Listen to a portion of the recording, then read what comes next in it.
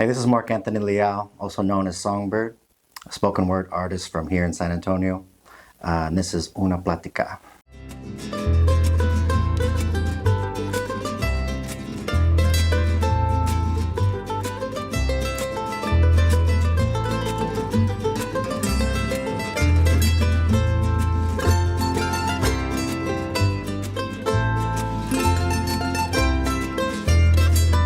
Una plática. Una plática. Es una plática. Say plática. Una plática. Una plática.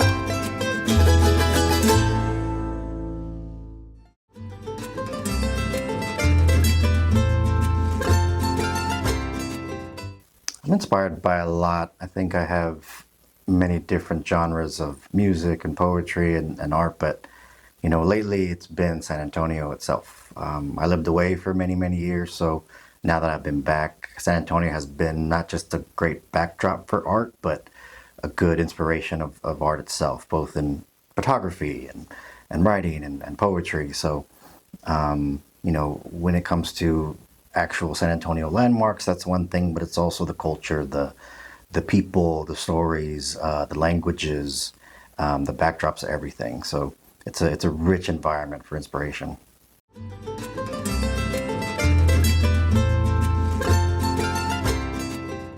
I started creating art. Actually, I didn't know really it was just journaling, right? When I was a kid, and that turned into trying to decipher lyrics, trying to recreate things that I've heard or saw, but I didn't really consider it doing art. It sort of became more of a practice maybe about 5 years ago to try to improve the writing and poetry that I was creating. And then only a couple years ago did I start performing. And that became more of an outlet to create more of a style that I have now. But so that's fairly new, but the foundation of writing has been there since I was a kid. Yeah.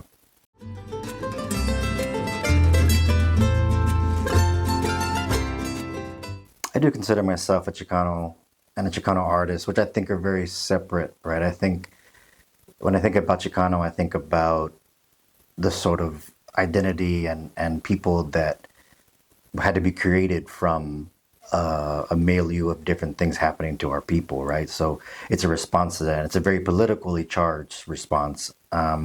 Whereas I think a Chicano artist reflects that, but is also reflecting the people around them and the protest itself, like bringing more eyes to it. Now, to step back an even wider range, here in San Antonio, you have a majority of, quote, Hispanic culture that may or may not identify with that. However, they identify with the symbols, with the the sort of the art that's around town, the little things that represent San Antonio culture are there. So while we may not have been the generation to march in the civil rights movement as a Chicano student and things like this, we carry on that through how we explain this new culture that's been created through that movement, and has given the sort of resources and the knowledge and the scholarly articles to inform those now to create art, because it has that background, because it has that foundation. And I think it keeps it in a pure way.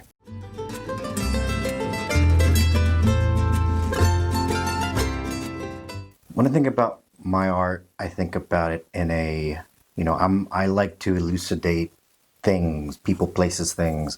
I like to make things clear for folks. And in this case right now, like, San Antonio itself is a piece of Americana that exists that many people don't know is uniquely American.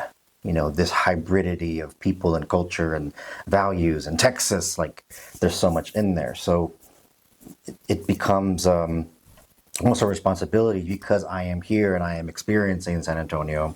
I'm experiencing the mixing of cultures and people. I am experiencing the political climate. I can't help but reflect that.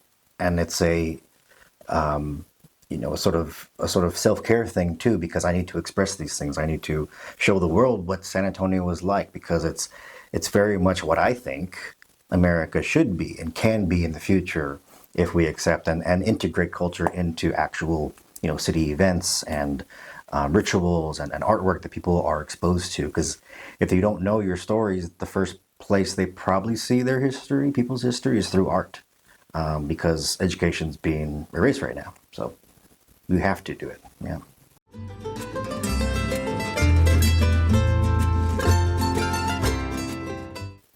It's important to have spaces for things to exist. It's important for a culture to be uniquely expressed in a space where we want it to be uniquely expressed, because that's where then it can grow. So having a space like CCA is so important because, not only is it reflecting the culture and the art, but it's in the neighborhood. It's around where these things are happening, where people are being inspired by. So, for those who may not know how to start art or how to engage with their community, they have these spaces to go to that you can really get a crash course into. I mean, a tourist can come here and go to the Alamo and get that story, right? Or they can come to here and see what people are talking about today, not just fairy tales from yesterday. And it's important right now because we need to be able to express these things freely. We need to be able to speak about our histories and about our futures. And having the space for that, the safe space for that, is very, very important, because otherwise people will do their most to make spaces unsafe for you to do that.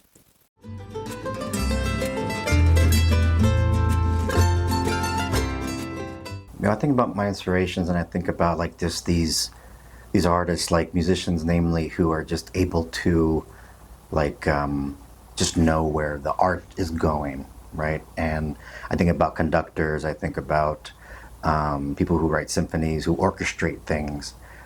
Just that amazing sense of talent and awareness, like that. It always makes me think above myself. Be like, what am I missing? What else can be done with this? How are things fitting? Do they fit? And where is that knowledge and that inspiration coming from? Because, I see amazing, artists who can just conduct an entire symphony if they had to, or work on a hybrid sort of art piece that just works. Like, just amazing to see that that's possible. And it pushes me to try to replicate that in my own art. Yeah.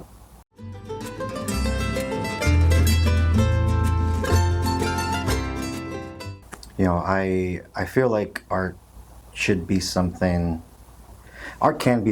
that you need to do. And, whether you get paid for it or not, whether it's a professional career or not, like an artist, I think, should create. If they want to turn into a professional career, to do that, I think you need to step back and say, okay, how can I do that?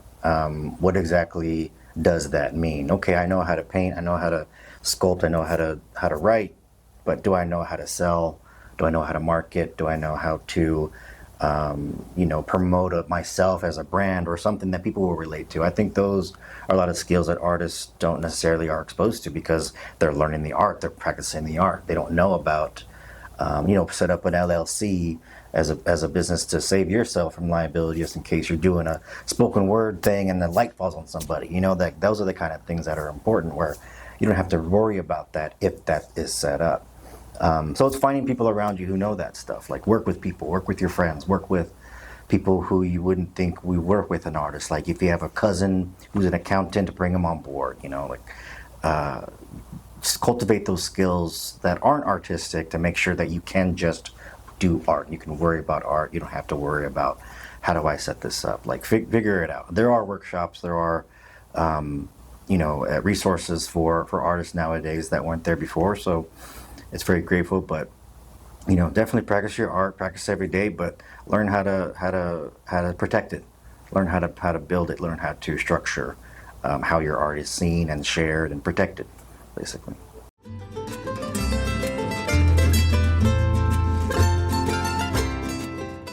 So lately, I've been writing a lot about San Antonio.